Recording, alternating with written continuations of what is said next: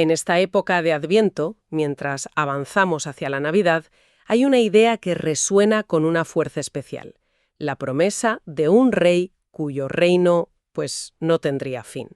Y hoy vamos a dedicarle un buen rato a explorar de dónde viene esa promesa y qué significa realmente. Pues para guiarnos tenemos sobre la mesa una serie de apuntes devocionales fantásticos que se titulan Camino al Pesebre. La misión que nos hemos propuesto es desentrañar cómo una promesa hecha hace milenios a un rey, a David, no solo dio forma a la historia de un pueblo, sino que acaba explotando en todo su significado en un pequeño pesebre de Belén. Sí, Y para que todos empecemos en la misma página, creo que lo mejor es ir directos al corazón del asunto, al texto clave. Está en el segundo libro de Samuel, capítulo 7. Es Dios hablándole a David. Y fíjate qué palabras. a ver, Yo te tomé del campo, de detrás de las ovejas, para que fueses príncipe sobre mi pueblo. Levantaré un descendiente después de ti. Yo afirmaré el trono de su reino para siempre. Tu casa y tu reino serán afirmados para siempre delante de mí, y tu trono será establecido eternamente. es que estas palabras son... Son muy potentes. No es ninguna exageración decir que es una de las declaraciones más importantes de todo el Antiguo Testamento, porque esto va mucho más allá de un simple pacto político para asegurar una dinastía, que ya sería mucho. Claro.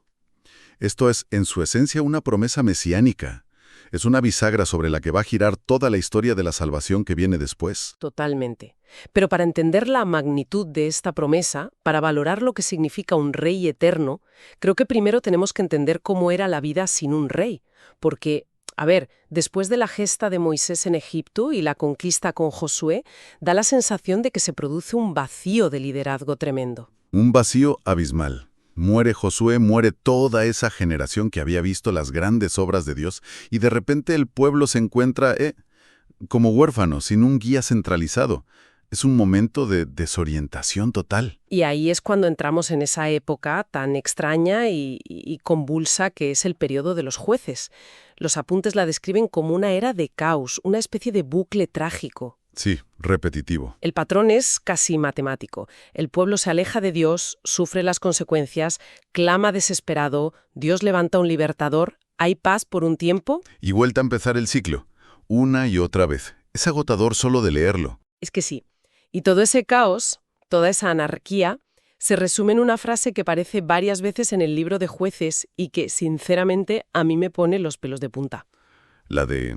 En aquellos días no había rey en Israel, cada uno hacía lo que bien le parecía. Fíjate, lo fascinante de esa frase es que va mucho más allá de la política.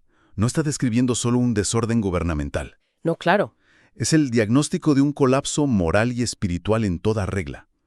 Porque cuando la norma suprema es lo que a mí me parece bien, el estándar de Dios, que es objetivo, queda, pues, arrinconado. Claro, la brújula moral de cada uno apunta en una dirección distinta y al final nadie sabe dónde está el norte. Exacto. Hay un comentarista, Matthew Henry, que en estos apuntes lo describe de una forma que da escalofríos. Dice algo así como: cuando cada hombre hace lo que es recto ante sus propios ojos, inevitablemente hace lo que es malo ante los ojos de Dios. ¡Qué frase! La autonomía humana es el camino seguro a la anarquía moral. Es demoledor porque identifica la raíz del problema, esa idea de que somos autosuficientes. Y esto nos lleva a un punto clave. Si ese era el panorama, entiendo perfectamente que la gente quisiera un líder. Es un anhelo humano muy profundo, ¿no? La necesidad de orden. Claro, El problema, por lo que veo, no fue el anhelo en sí, sino la solución que propusieron. el problema fue el cómo y el por qué. Es que aquí es donde la historia da un giro que me parece alucinante. A pesar de tener un líder espiritual fiel como era el profeta Samuel, el pueblo no está satisfecho. Se plantan delante de él y le exigen un rey. Pero fíjate en el matiz. Quieren un rey como las demás naciones paganas. Uf. O sea, no es una simple petición de cambio de gobierno. Esto es mucho más profundo. Es casi una crisis de identidad. Totalmente. Es un queremos ser como los demás. Y las fuentes subrayan que ahí está la raíz teológica del problema. La respuesta que Dios le da a un Samuel, que está destrozado por la petición, es increíblemente reveladora. Le dice, y cito de memoria de 1 de Samuel 8, «No te han desechado a ti, sino a mí me han desechado, para que no reine sobre ellos». Es durísimo. O sea que Dios se lo toma como algo completamente personal. Total. No es un rechazo a un profeta, es un no te queremos a ti como nuestro rey. Vamos, más claro no se puede decir. Es un rechazo frontal a la idea de una teocracia, al concepto de que su verdadero rey fuera Dios mismo. Querían algo que pudieran ver y tocar, como sus vecinos. Y lo más tremendo es que este patrón de rechazo no es algo nuevo. Claro, no es un hecho aislado. ¿Qué va? Y de hecho, es un patrón que se repetirá siglos después. Jesús llega predicando que el reino de los cielos se ha acercado, ofreciendo de nuevo el gobierno directo de Dios. ¿Y cuál es la respuesta? De nuevo, el rechazo. La misma historia. La misma. Como se dice en Lucas, pero primero es necesario que Él padezca mucho y sea desechado por esta generación. Rechazar al enviado es rechazar a quien lo envía. Es la misma lógica. Precisamente, hay una cita del puritano Thomas Manton. Dice, «El hombre en su naturaleza caída prefiere cualquier gobierno antes que el de Dios». Te deja pensando. Parece que esa lucha por el control, por ser nosotros los que mandamos, la llevamos muy dentro. Vale, a ver si lo entiendo. El pueblo se rebela, rechaza a Dios como su rey y básicamente fuerza la situación. Esto me hace pensar, ¿no es esto un fracaso en toda regla del plan de Dios? ¿O es que tuvo que improvisar y sacar un plan B? Y la respuesta que nos dan estas fuentes es un no rotundo. La historia bíblica no se presenta como una serie de reacciones de Dios a los actos del ser humano, sino como la ejecución de un plan eterno, soberano. Un plan que no se ve alterado por nuestras malas decisiones. Más bien al contrario, las incorpora para sus propios fines. En Gálatas 4 se dice, «Pero cuando vino el cumplimiento del tiempo, Dios envió a su Hijo».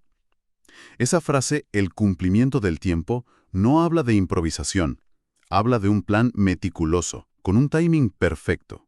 ¿Como la historia de José? Justo. Se menciona en los apuntes. Sus hermanos intentaron hacerle un mal terrible, pero Dios usó esa misma maldad para cumplir su propósito. Pues aquí ocurre algo muy parecido. Entiendo. El pueblo pide un rey a su manera y Dios se lo concede, sabiendo lo que va a pasar. Y entonces eligen a Saúl, el rey perfecto para una foto, ¿no? Lo que los apuntes llaman un rey conforme a los deseos superficiales del pueblo. Alto, apuesto. El rey de portada de revista, como bien dices, pero su corazón no estaba alineado con el de Dios. Saúl, al igual que el pueblo que lo eligió, acabó desobedeciendo, y es entonces cuando Dios interviene para escoger a su propio rey, David, descrito como un varón conforme a su corazón. Ahí está el contraste. Claro. En 1 Samuel 16 se dice, Jehová no mira lo que mira el hombre, pues el hombre mira lo que está delante de sus ojos, pero Jehová mira el corazón. Y es a este rey, a David, al joven pastor sacado de detrás de las ovejas, a quien Dios le hace esa increíble promesa que leímos al principio. Aquí es donde ese plan soberano de Dios para un rey eterno se ancla en la historia de una forma súper concreta, a través de una familia, un linaje. Exacto.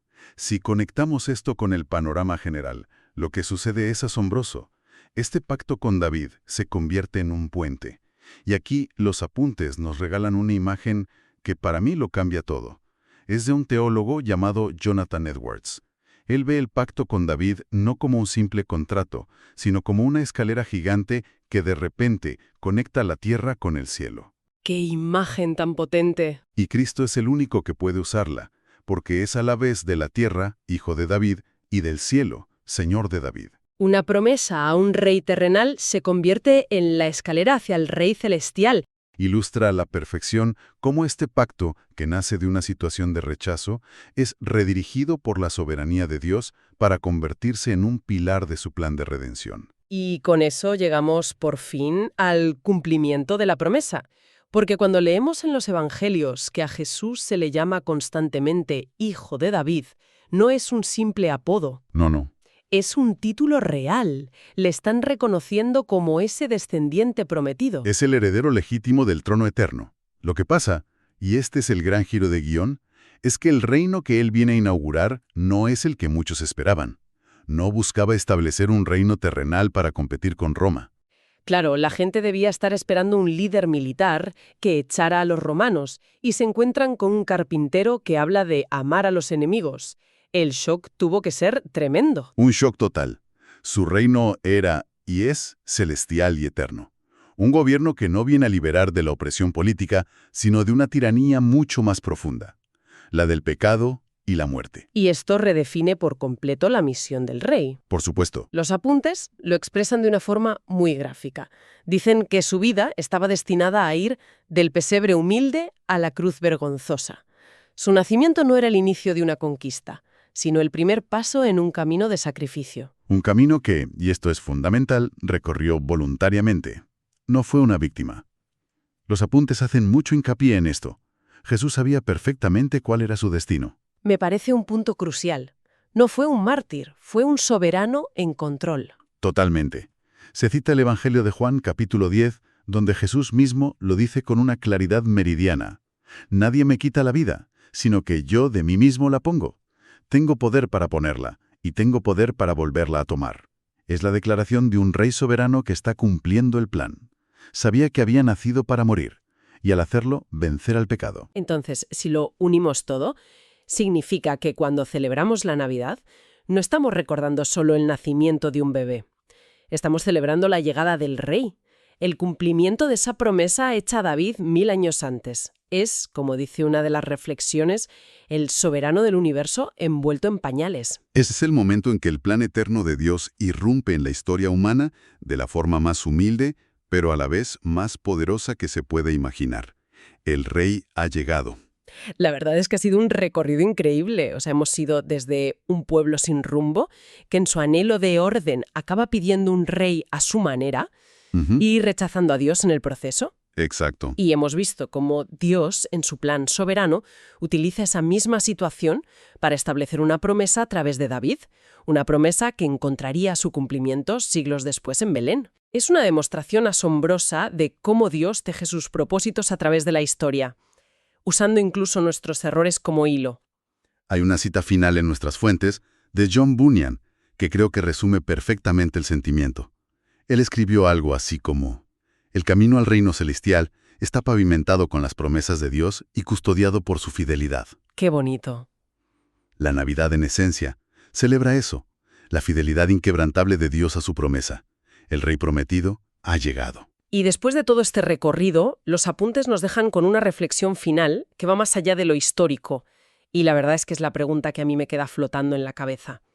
Más allá de celebrar la llegada de un rey hace 2000 años, ¿cómo afecta la realidad de su trono eterno al gobierno de nuestros pequeños reinos cotidianos? ¿Cómo cambia las cosas en casa, en el trabajo y en lo más profundo de nuestro ser, el saber que el verdadero rey ya está aquí?